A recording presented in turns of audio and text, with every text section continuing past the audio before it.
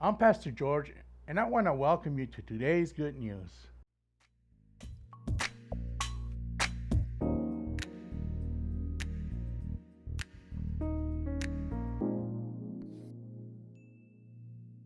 As I was preparing for today's good news, I started reading in 1 King 3:5, and it says like this: At Gibeon, the Lord appeared to Solomon in a dream by night, and God said, "Ask what shall I give you?" And later on in verse 9,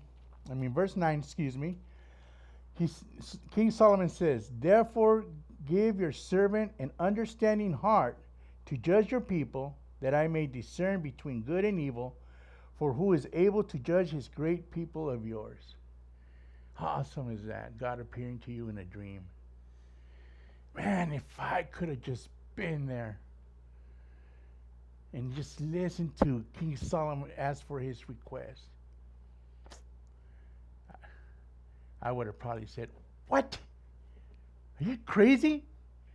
There's so much more you can ask for, and this is what you ask for?" You could have started by saying, "Get us out of this desert. Take us to Cancun, Puerto Vallarta, somewhere else." But here. But you see, that's the reason God didn't want me to be there, because I was going to be a bad influence. And that's why He's very personal. That's why God is very personal with you. And He speaks to you through His scriptures. Church, let's turn to Proverbs 1:15. And this is King Solomon speaking to his children, and he gives two instructions. Let's read it together. "My son, do not walk in the way with them. Keep your foot from their paths." Man, I love the way he starts by saying "my son," and I can just pretty much feel him saying, "My son." And that makes it feel like my eternal name is being called. King Solomon calls his children by their eternal name. And that is so awesome.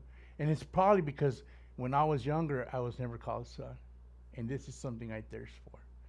Even when I speak to my dad nowadays, at the end of our conversation, I tell him, "I love you, Dad." And this is what he says. Me too, a bunch. I mean, I'm sure he loves me.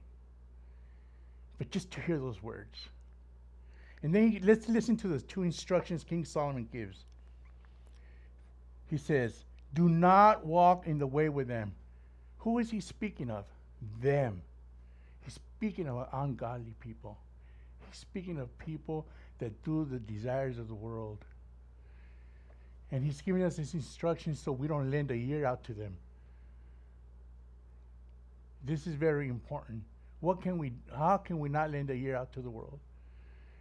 We have a lot of ways here at your local church. We have a bunch of Bible studies. We have a lot of fellowship at the end of our church services. Please make friends, make relationships. It's going to help you. It's going to help you to have a good influence in your life. And then he goes on saying, "Keep your foot from their paths." What path is he talking about? Well, let's go to Colossians 3:5 and see what he has to say there.